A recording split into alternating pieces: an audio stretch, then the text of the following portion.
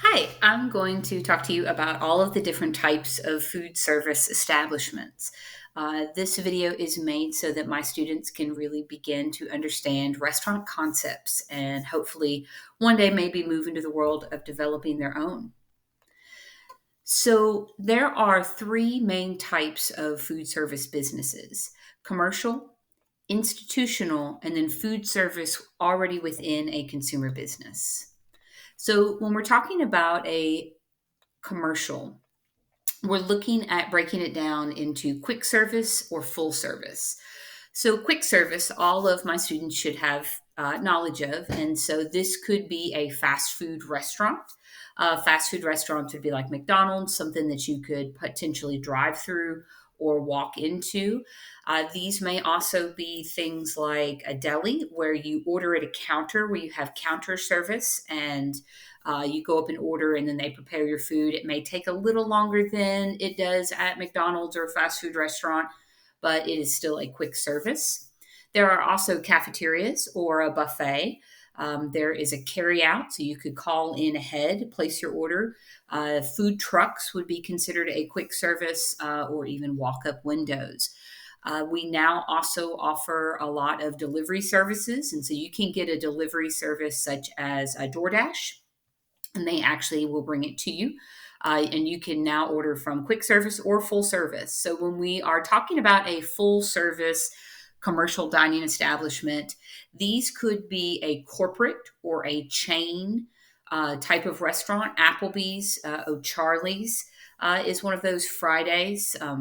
These are establishments in which you would see this restaurant in multiple cities. If you went to a different state, then you're going to see that restaurant, and the restaurant should be kind of the same. So that's kind of a corporate restaurant.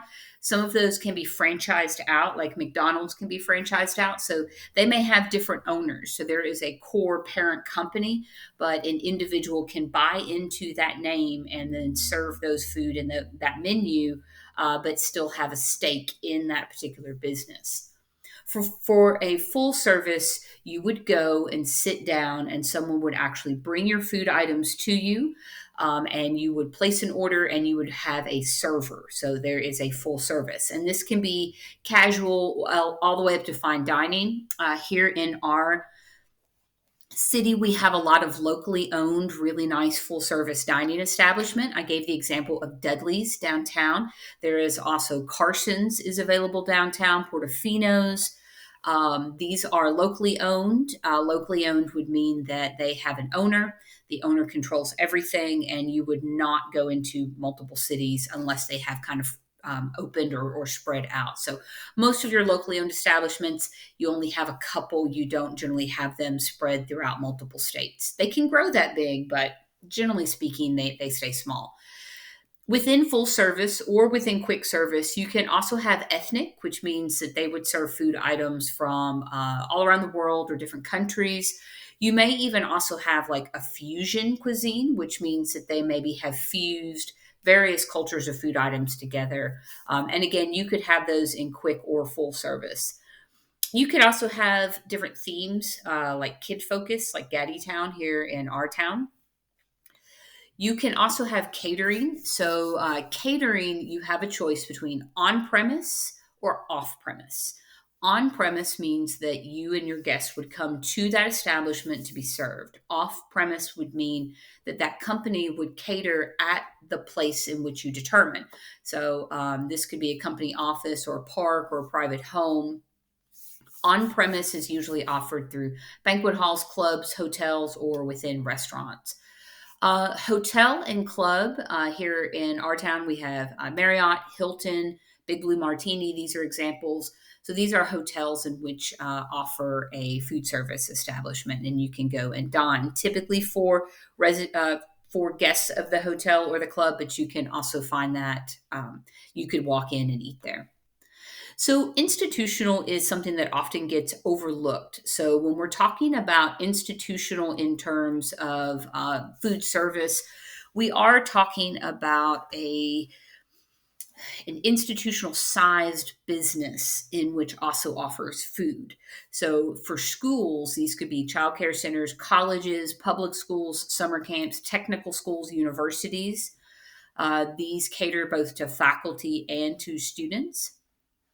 Within healthcare, there are assisted care facilities, there are nursing care facilities, hospitals, retirement communities. Some of the food service within healthcare, like a hospital, may even separate it out. And so you might have people that are overseeing the food service for the patients alone.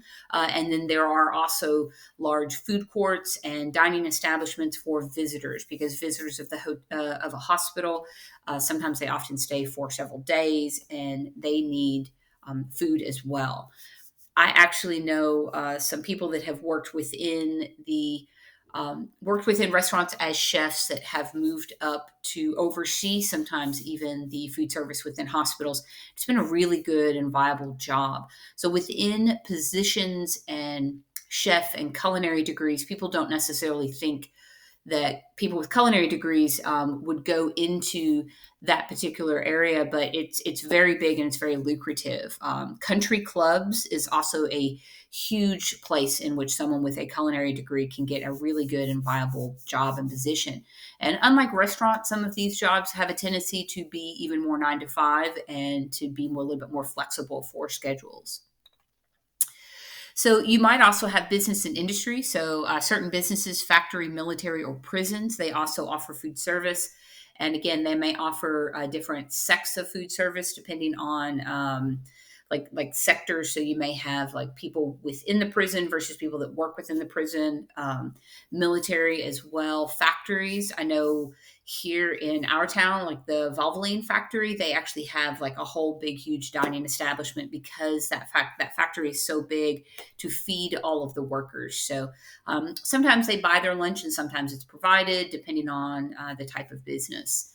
So an institutional food contractor, there are large, very large contractors that really kind of carry the contracts for a lot of the institutional food. So Cisco, Consolidated Food Management, and Aramark, these are the three largest that are here in the United States, and they kind of control a lot of them.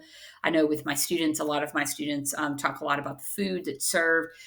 Food that's served to school and to students is often controlled by the contractors, and the school itself doesn't really determine or deem that. Like what we feed my students is deemed by the people that we have that contract with. So, a food service within a consumer business, there are a lot of options here. So, you might have a recreational option. So, a theater that has concessions, a museum that maybe has like a coffee shop, sports arenas that do concessions, a zoo, or even like amusement parks.